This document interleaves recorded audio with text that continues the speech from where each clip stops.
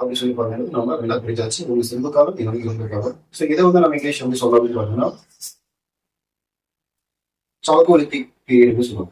Chalcolithic இரும்பு காலம், இது as usual அயன் ஏஜ் அப்படின்னு சொல்லுவாங்க. ஓகே, அதுல சார் சால்கோலித்திக் காப்பர் ஏஜ்னு சொல்லலாம், அல்லது சால்கோலித்திக் அப்படின்னு சொல்லலாம்.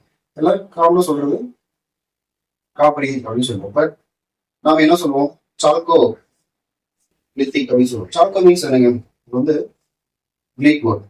இதுக்கான மீனிங் பாத்தீங்கன்னா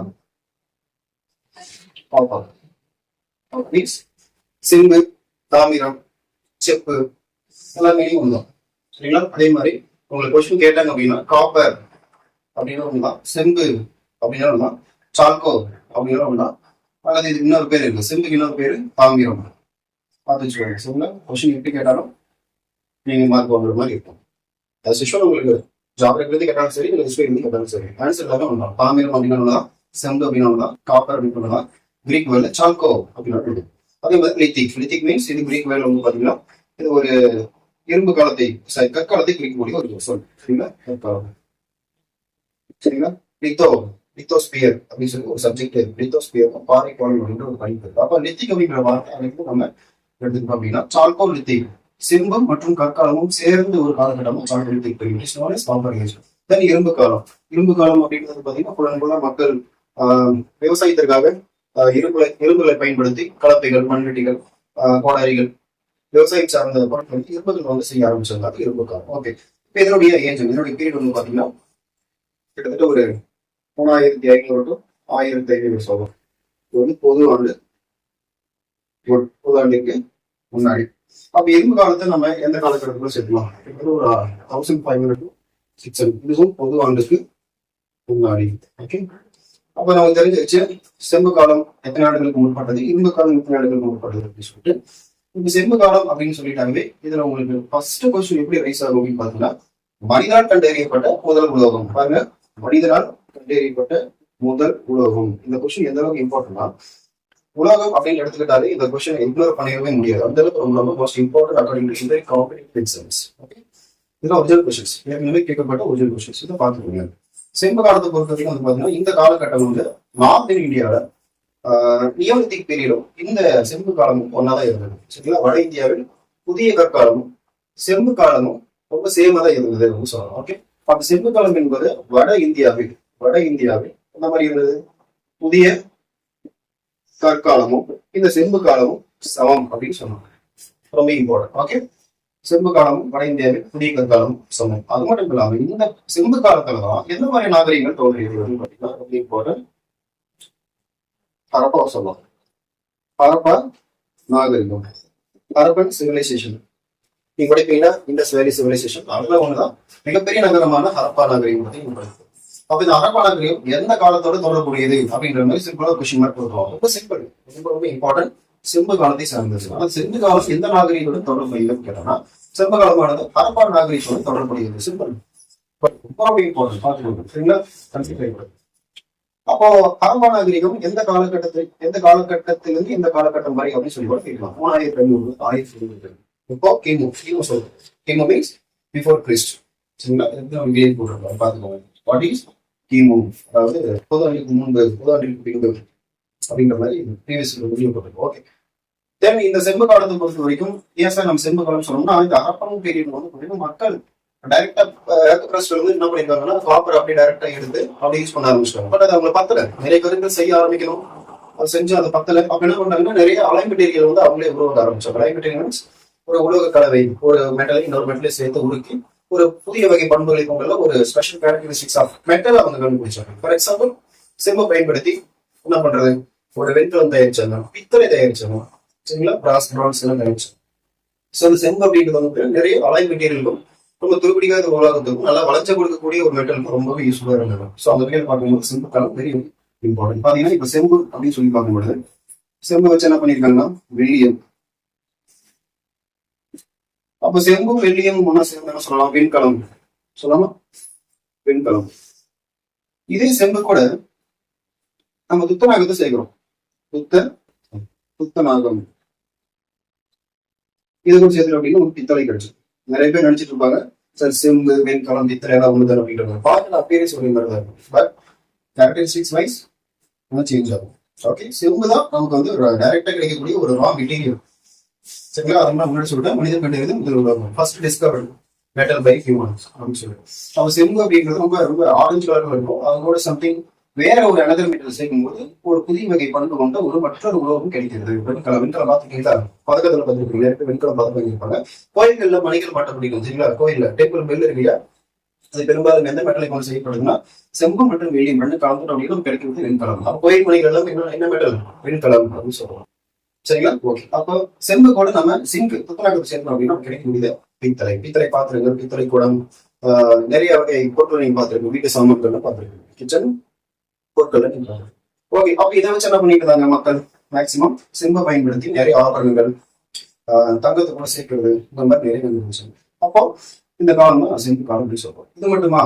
இந்த பீரியட்ல வந்து பாத்தீங்கன்னா நிறைய மண்பாட்டங்கள் வந்து செய்ய ஆரம்பிச்சாங்க. ஹரப்பா அப்படின்னு எடுத்துட்டாவே அதுக்கான முக்கியமான வரலாற்று சான்று இருக்கு.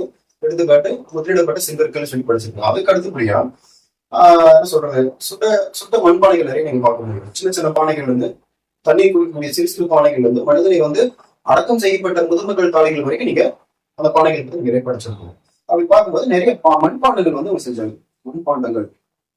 மண்பாண்டங்கள் அப்படின்னு எடுத்துக்கிட்டாலும் மண்பானைகள், அது சிறிய வகை பானைகள் பெரிய வகை பானைகள் வரைக்கும் யூஸ் பண்ணாங்க. அந்த மண்பாண்டங்கள்ல என்ன பண்ணிருக்காங்கன்னா நிறைய வண்ண ஓவியங்கள் வரைஞ்சாங்க. அது எப்படின்னு பாத்தீங்கன்னா வரிக்கோளங்களாக வரையப்பட்ட வண்ண ஓவியங்கள் அந்த மண்பாண்டங்களை நிறைய தீட்டி வச்சிருக்காங்க. சரிங்களா? பாத்தீங்கன்னா முதுமக்கள் தாள் இந்த மாதிரி இருக்கும். என்ன பண்ணுவாங்கன்னா ஹியூமன் வந்து இதுலயே உட்கார வச்சோ இல்ல படுக்க வச்சோ என்ன பண்ணிடுவோம்னா அது அடக்க முடியும். ஒரு பானைக்குள்ள வந்து ஒரு மனுஷன் உட்கார வச்சு அடக்கம் பண்ண முடியும். அவ்வளவு பெரிய பானை, கண்டிப்பா அவ்வளவு பெரிய பானைகள் வந்து அவங்க அப்பவே செய்ய ஆரம்பிச்சிட்டாங்க. சரிங்களா? அப்ப மண்பாண்டங்களில் என்ன பண்ணிருக்காங்கன்னா வண்ண ஓவியங்கள், அந்த ஓவியங்கள் எந்த மாதிரி தீட்டப்படுகிறது? வரி கோலங்களாக. ஓகே, ரொம்ப ரொம்ப இம்பார்ட்டன்ட். அப்போ இந்த மண்பாண்டங்கள் வந்து என்ன பண்ணிருக்காங்கன்னா சிறு சிறு பானைகள் வந்து சமையலுக்கு, குடிநீருக்கு இந்த மாதிரி பயன்படுத்துறது போக மக்களை வந்து அடக்கம் பண்ணும் பொழுது அந்த பானைக்கு இன்னொரு பெயர் என்ன பாத்தீங்கன்னா பொரியல் பாட், அதாவது முதுமக்கள் தாழி. தாழி அப்படின்னாவே அது ஒரு பொருட்களை சேமித்து வைக்கக்கூடிய ஒரு கலன் அப்படின்னு சொல்லலாம். ஸ்டோர் கெப்பாசிட்டி சொல்லலாம். இது வந்து மனுஷனையும் அடக்கம் பண்ணுவாங்க. சில உயரமான பானைகளை வந்து என்ன பண்ணுவாங்கன்னா இந்த நெல்மணிகள், களஞ்சியம், சத்தில நெல்மணிகள்லாம் கொண்டு சேமிச்சு பண்ணி கொடுப்பாங்க. இந்த மாதிரி நிறைய சேர்த்து வச்சுருந்தாங்க. ஓகேங்களா? தானிய களஞ்சியங்கள் கூட சொல்லுவாங்க. அப்படி பார்க்கும்போது மக்கள் பயன்படுத்தப்பட்ட மிக முக்கியமான பொருட்கள்ல அந்த காலத்துல ரொம்ப சீப் அண்ட் பெஸ்டா கிடைக்கக்கூடிய ஒரு பொருள் ஒரு இதுன்னு கேட்டீங்கன்னா இந்த மாதிரி ஒரு பானைகள் தான் சொல்லுவாங்க. சரி, அதுக்கப்புறம் தான் மெட்டல் பயன்படுத்தி, செம்புகளை பயன்படுத்தி நிறைய பாத்திரங்கள் செய்ய ஆரம்பிச்சாங்க. அதே ஒரு விஷயம். பட் நமக்கு கிடைச்சது என்னவோ மண்பாண்டங்கள் மிக முக்கியமான ஒரு வரலாற்று ஆதாரமாக கருதப்படுகிறது. ஓகே, அப்போ செம்பு காலம்னா என்ன நம்மளுக்கு தெரிஞ்சிருச்சு. ஓகே, உலக காலம் தான் ரொம்ப ரொம்ப முக்கியமானது செம்பு காலம். அதுக்கப்புறமா அடிஷனலா வந்தோம்னா இரும்பு காலம். இதனுடைய காலகட்டம் வந்து பாத்தீங்கன்னா 1500 ஒரு 600 வரைக்கும் இருந்தாங்க. ஓகே, அப்ப இரும்பு காலத்தில் பயன்படுத்தி இந்த காலங்களை பயன்படுத்தி என்ன செஞ்சாங்க பாத்தீங்கன்னா விவசாய பொருட்கள், சில விவசாய பொருட்கள், விவசாயம் செய்வதற்கு பயன்படுத்தப்பட்ட பொருட்கள், கலப்பை, மண்வெட்டி, கோடாரி மற்றும் இதர அப்புறம் இந்த கதிர் அறுவாள் சொல்லமா இருக்கணும். அதே மாதிரி அந்த காலத்துல வந்து பாத்தீங்கன்னா நிறைய கதிர் அறுவாள்கள் இதெல்லாம் வந்து பாத்தீங்கன்னா கற்கள் மற்றும் செம்புகளை பயன்படுத்தி என்ன பண்ணியிருந்தாங்கன்னா நிறைய விவசாயம் சார்ந்த பொருட்கள் செஞ்சிருக்காங்க. அப்படி இரும்புல மட்டும் இல்ல, செம்பிலே வந்து பாத்தீங்கன்னா செம்பினால் ஆன அரிவாள், செம்பில் மட்டும் இல்ல மற்றும் கற்கள், என்ன கற்கள் நம்ம ஆரம்பத்திலே படிச்சிருக்கோம். என்ன சொல்றது, ஒரு சிக்கிமுக்கி கல் அப்படின்னு சொல்லி நம்ம படிச்சிருக்கோம். ஓகேங்களா? அந்த மாதிரி ஒரு கற்களை கொண்டு என்ன பண்ணிருக்காங்கன்னா அதுலயும் ஆய்வுகள் செஞ்சிருக்காங்க. ஓகே, ஏன் செம்பு காலத்துல கற்கள் நீங்க சொல்றீங்கன்னு கேட்டீங்கன்னா செம்பு காலத்துல வந்து பாத்தீங்கன்னா வட இந்தியாவில செம்பு காலம் அப்படின்றதும் கற்காலம், புதிய கற்காலமும் சேர்ந்தா இருக்கு. ஸோ அந்த காலகட்டத்துல வந்து பாத்தீங்கன்னா செம்பு மற்றும் கற்காலம் அப்படின்றது ரொம்பவே ஃபெமிலியரா இருந்தது. சொல்ல போனா செம்பு தோன்றிய உடனே, அதாவது உலக காலம் தோன்றிய உடனே கற்காலம் முடிவுக்கு வந்துவிட்டது. சரிங்களா? பழைய கற்காலம், இடைப்பட்ட கற்காலம், புதிய கற்காலம் சொல்லி 3 ஸ்டேஜா படிச்சிருக்கோம். பழைய கற்காலம், இடைக்கற்காலம், புதிய கற்காலம் அப்படின்றது ஏன் அப்படி சொல்றோம்? அப்பதான் மெட்டல் அப்படின்ற ஒண்ணு இன்ட்ரோடியூஸ் ஆகும். மெட்டல் யூசேஜ் அதிகமாக கற்களினுடைய யூசேஜ் ரொம்ப கம்மியாயிடுச்சு. அப்போ இந்த செம்பு காலத்தை நம்ம எப்படி சொல்லலாம்? கற்காலத்தின் முடிவு காலம்னு சொல்லலாம், புதிய கற்காலம்னு சொல்லலாம், உலோக காலத்தின் தொடக்க காலம்னு சொல்லலாம், அல்லது செம்பின் செம்பு கண்டறியப்பட்ட காலம் அப்படின்னு சொல்லுவோம். அது செம்பு வந்து பயன்பாட்டிற்கு வந்த காலம், கண்டுபிடிக்கப்பட்ட காலம் எப்படி வேணாலும் சொல்லிக்கலாம். மீன்கள் அவ்வளவுதான். கொஸ்டின் எந்த ஆங்கிள் கேட்டாலும் மார்க் வந்துடும். ஸோ புரிஞ்சுக்கிட்ட போதும் concept very very easy. Okay, இப்போ பாருங்க. ஸோ நீங்க இது புரிஞ்சுக்கிட்டா போதும், concept very very easy. Okay, இப்போ இரும்பு காலத்துல பொறுத்த வரைக்கும் இதெல்லாம் பயன்படுத்தி என்ன பண்ணிருக்காங்கன்னா விவசாயம் சார்ந்த பொருட்கள்லாம் செஞ்சிருக்காங்க. ஓகே, இதுக்கு வந்து பாத்தீங்கன்னா இந்த காலத்துல மண்பாண்டங்களில் ஓவியங்கள் வரைஞ்சிருக்காங்க.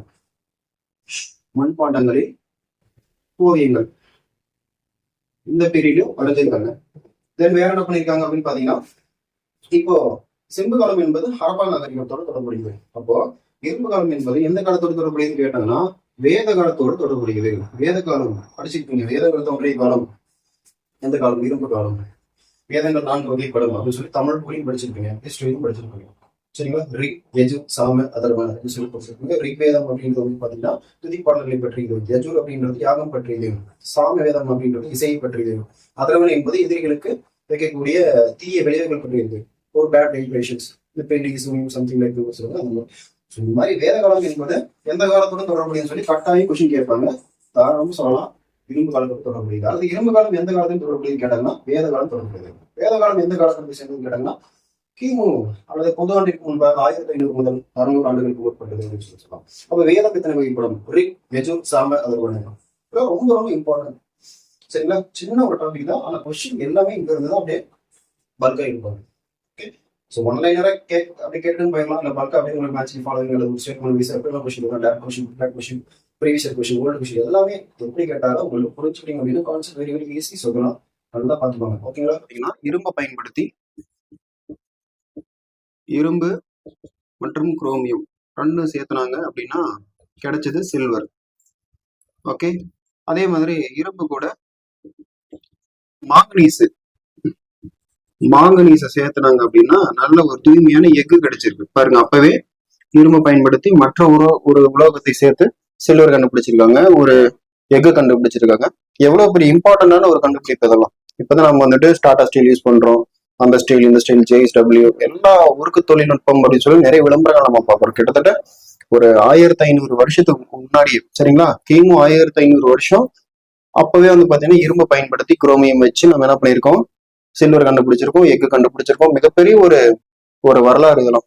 எந்த ஒரு தொழில்நுட்பமே இல்லாம அவங்களுக்கு தெரிஞ்ச ஒரு நாலேஜ் வச்சு எப்படி கண்டுபிடிச்சிருக்காங்க, பயன்படுத்தி எந்த மாதிரியான உலோகங்கள் செஞ்சாங்க, இரும்பு பயன்படுத்தி எந்தெந்த மாதிரியான உலோகங்கள் செஞ்சாங்க அப்படின்றத பாத்துக்கோங்க. சரி, உங்களுக்கு வந்து மேட்ச் தி ஃபாலோவிங் இல்ல ஸ்டேட்மெண்ட் வைஸ் கொஸ்டின்ஸ் இந்த மாதிரி உங்களுக்கு கேட்கலாம். ஓகே, அதுவும் இல்லாம இந்த இரும்பு காலம் அப்படின்றது எந்த காலகட்டத்தை சேர்ந்தது அப்படின்னு சொல்லி நம்ம பார்த்தோம் இல்லையா, வேத காலத்தை சேர்ந்தது. இன்னொரு விஷயமும் சொல்லலாம். அப்படின்னு பாத்தீங்கன்னா தென்னிந்தியாவை பொறுத்த வரைக்கும் பெருங்கற்காலமும் இந்த இரும்பு கற்காலமும் ஒன்னாக தான் இருந்தது. சரிங்களா? இந்தியா முழுக்க இரும்பு கற்காலம் பரவிட்டு வரக்கூடிய சூழ்நிலை தென்னிந்தியா வந்து பாத்தீங்கன்னா பெருங்கற்காலம் அப்படின்னு ஒண்ணு இருந்தது. சரிங்களா?